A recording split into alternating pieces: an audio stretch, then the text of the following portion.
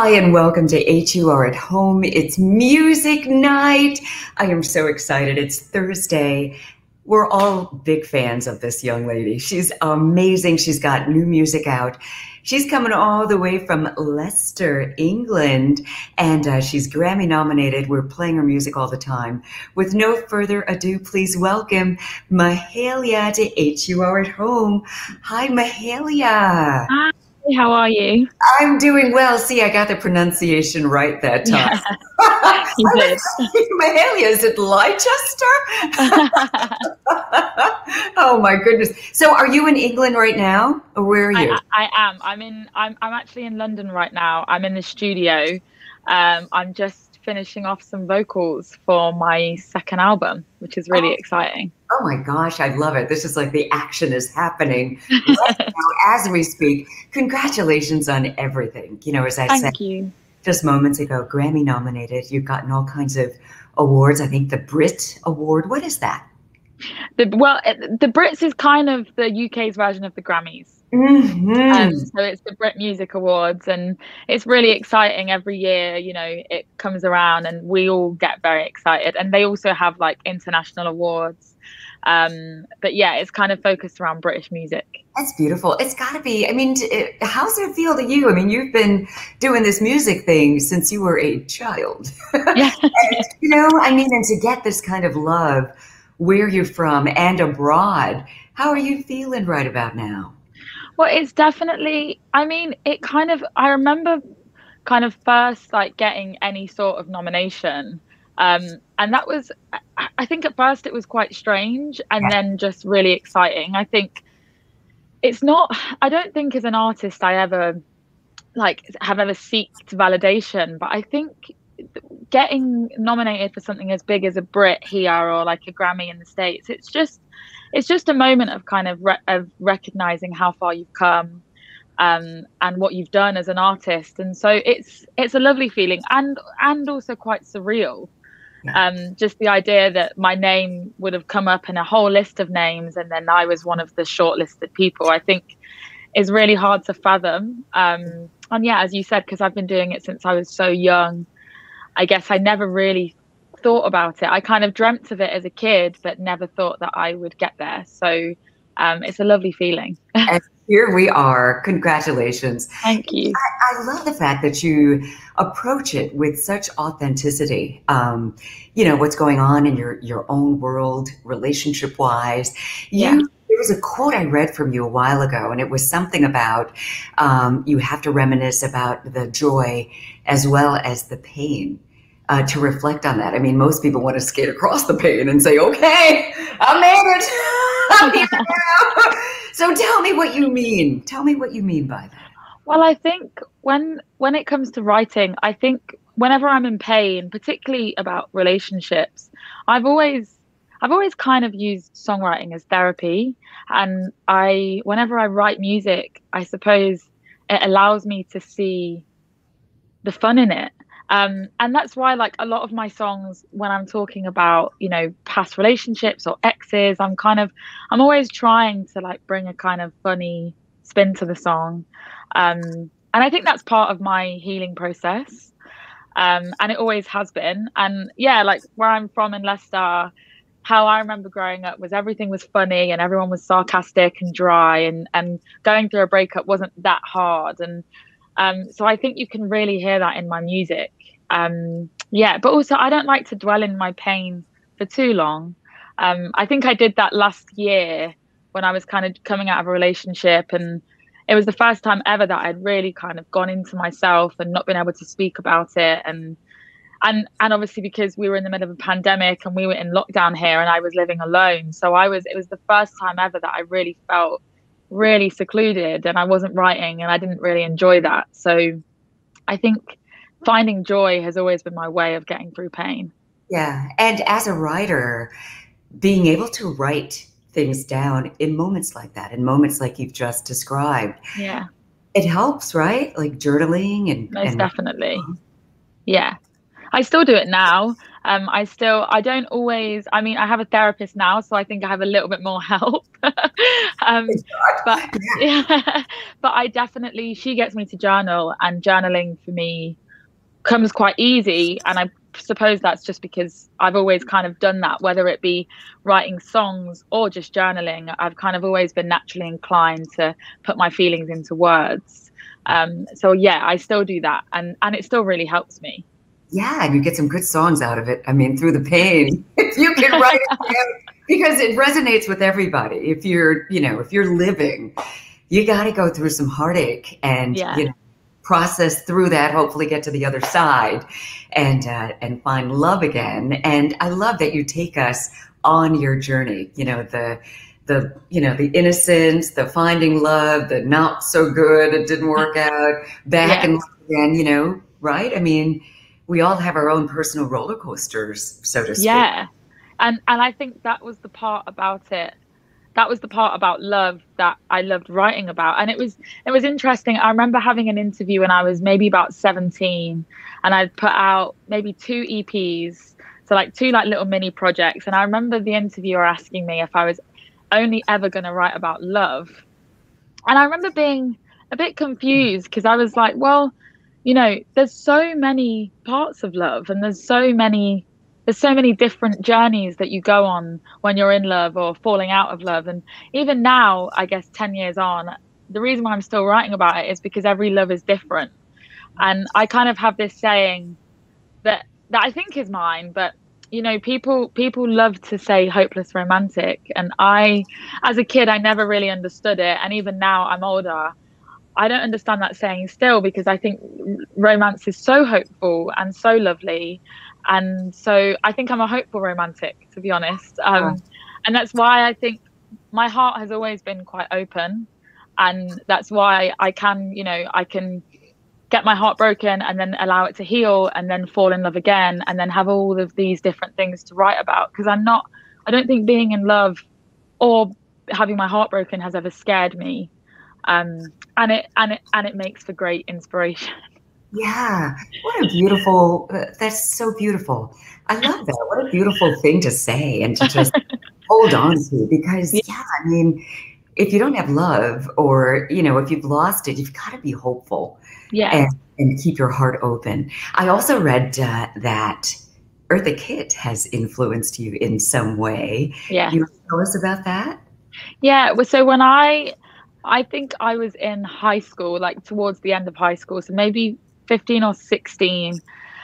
And I was kind of in that phase of like, I mean, I guess that was when I first started like really having crushes, and like really kind of getting involved with boys in my year. And it was my mum who was always like, you need to be careful of teenage boys.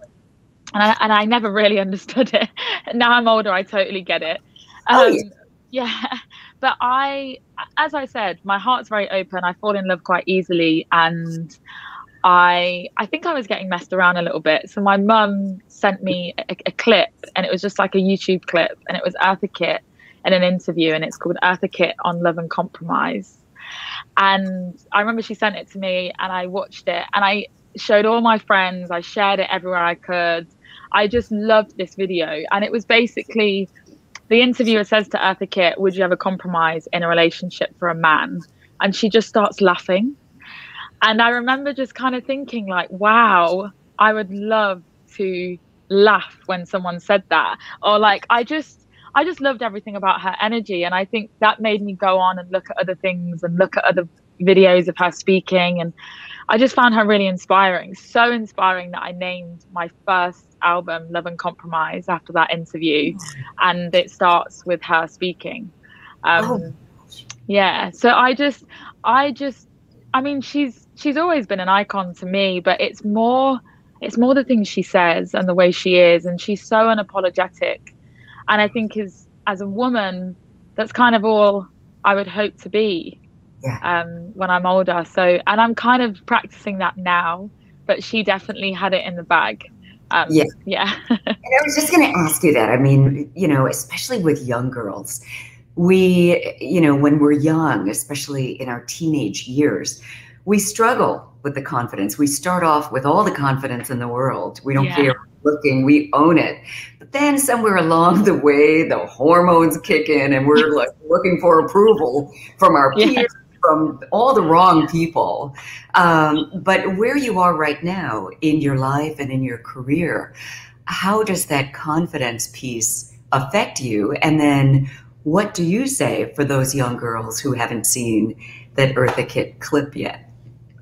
Well, what I will say is that, and I talk about this a lot, I think confidence and self-confidence and body confidence, I think it all fluctuates. And I think the main thing is to, first of all, be fine with that feeling.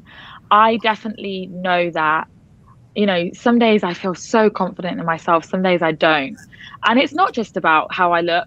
It's about, having the confidence to say no to somebody if I don't want to do something, or having the confidence to have a certain tricky conversation with someone in the music industry. So I think what I would say is that it's totally fine to have those moments, and it's fine because it's supposed to fluctuate. If it didn't fluctuate, I think life would be quite boring. I think we're supposed to go through all of those emotions.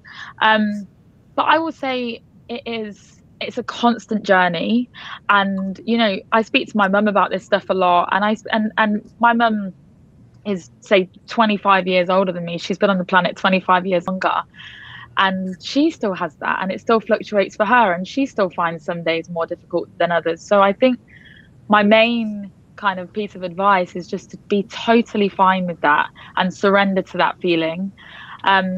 And at all times, just try and consciously walk through life with confidence. I think that's what it is for me, is that it's now become an active thought in my brain to just let go, and be okay with being myself at all times. I love that answer. It's right. I mean, because if you go too far down that road, it can easily become arrogance, and you don't want so to just, go with it and be okay with it. Yeah. And, it kind of brings us to whenever you're ready. I mean, yeah. Tell us about that. That's a breakup, but then it seems like you're kind of open to, if it gets back together, that would be maybe okay too. Yeah. Yeah. So that was actually the breakup that I mentioned that I went through in lockdown. And I think,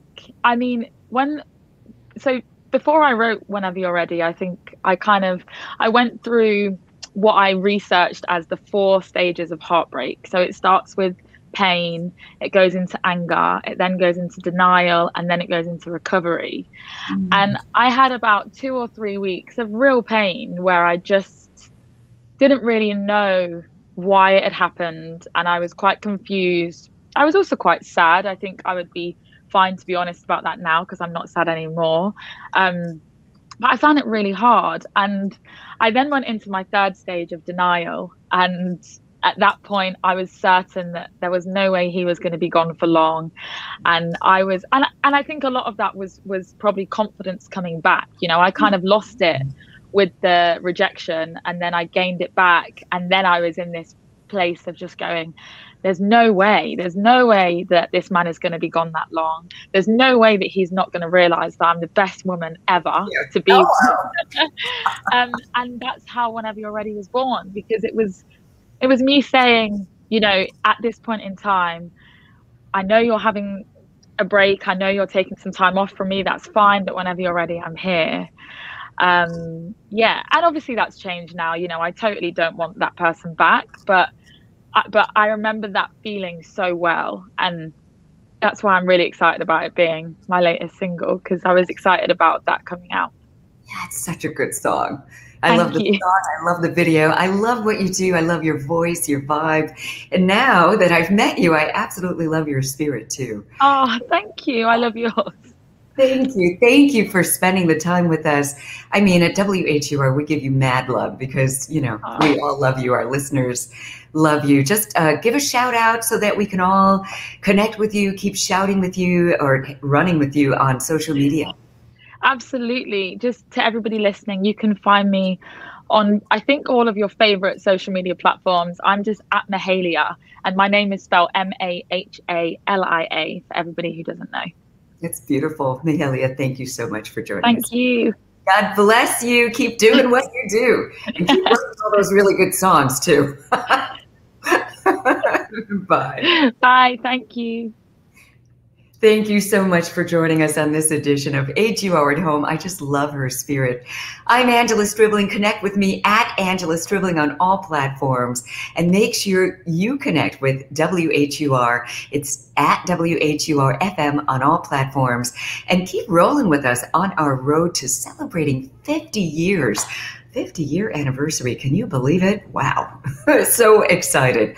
Make sure you also check me out on Pillow Talk with Angela, Sunday night right after Mansi Pullen and the Original Quiet Storm on WHUR at midnight on Sunday. Have a great night. Thanks again for joining us. Bye.